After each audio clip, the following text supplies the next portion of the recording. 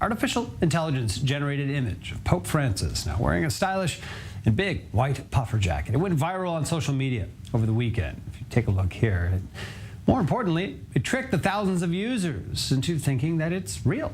It's hard to tell. It was generated by an artificial intelligence program called Midjourney. Here again, looking at these images, they look real to the eye. The new software uses AI to generate the images similar to OpenAI's DALL-E, and has taken social media by storm, as we see here. Users generating fake images of former President Donald Trump, Tesla CEO Elon Musk, President Vladimir Putin, featuring largely in many of these as well. Striking, jarring images here. Again, you got to look close to even determine if they're real or not. I'm not sure you can looking close. Many of these simply give us pause. They really force us to question in general what our eyes are telling us.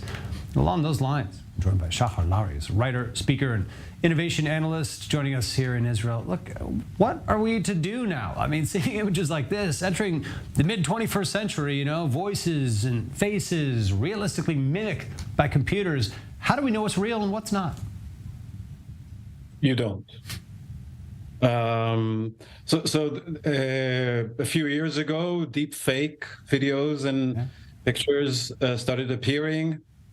And I remember thinking, actually a good idea that this is happening. It's good because we've been bombarded with so much fake news and false information in social media, and people assume that if it's on the internet, it's true many times. And I think the more, so basically what this does is it allows us to do the deep fake faster and easier, and maybe it doesn't require us to do it. But if this spreads the feeling that you can't automatically trust whatever you see online, that's a good thing. And I think it might, in the end, inadvertently encourage skepticism, which is something we should all have. Absolutely. Look, is there a way to describe, I mean, is this an era, that we're apparently already in? I mean, how do you look at the way that these technologies, have to necessarily shift everything around us?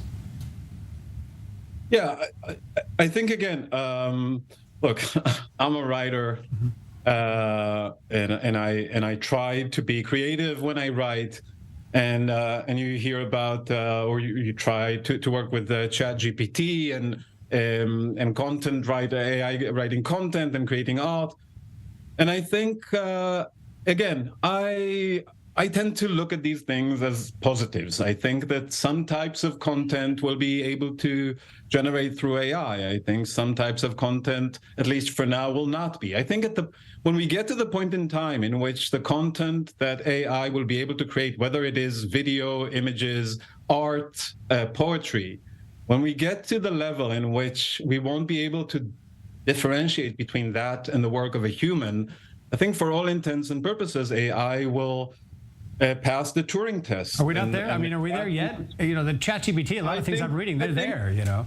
I think we're moving there quite quickly. I think that it is a matter of time before artificial-based intelligence would become true intelligence, and what we call now computers will become people.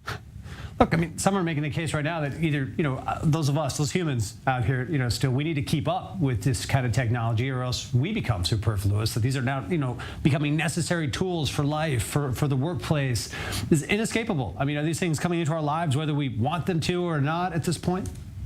Well, I mean, let me bypass the question of if humans are superficial from the point of view of the Terminator, and talk about the fact that AI, as other technologies, would make some jobs superfluous and redundant, and this has happened in the past. The only difference from what has happened in the past to what is happening today is that the transitions are moving faster. When they invented the first transistors, it took about 15 to 20 years until it really affected the job market. So as new technologies make certain types of jobs redundant, the same technologies are creating new jobs, and so I think two things are going to happen. Okay. Yes, what?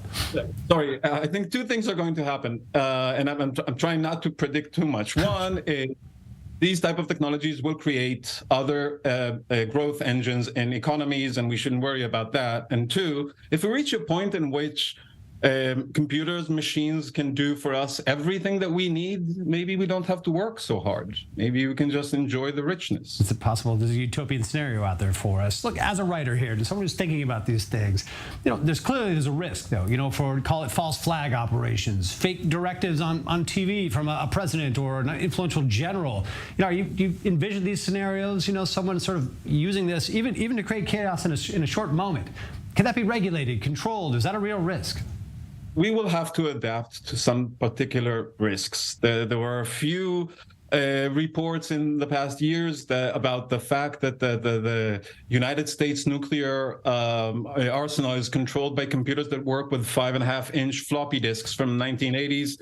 And the response was that that's a positive thing, because it means that it's not compatible with today's technology and less likely to be taken over by, for example, AI. I think there will be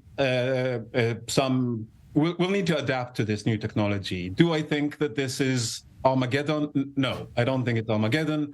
I think it's possible to, if not regulate, at least reduce the possibility of catastrophic risk. Shahar Lary, interesting conversation, interesting topic, I think, for us all to at least keep our eye on. Yes, interesting times. We'll have you back. I'm sure there'll be more on this subject. Thanks for being with us, Shahar. Thanks, David.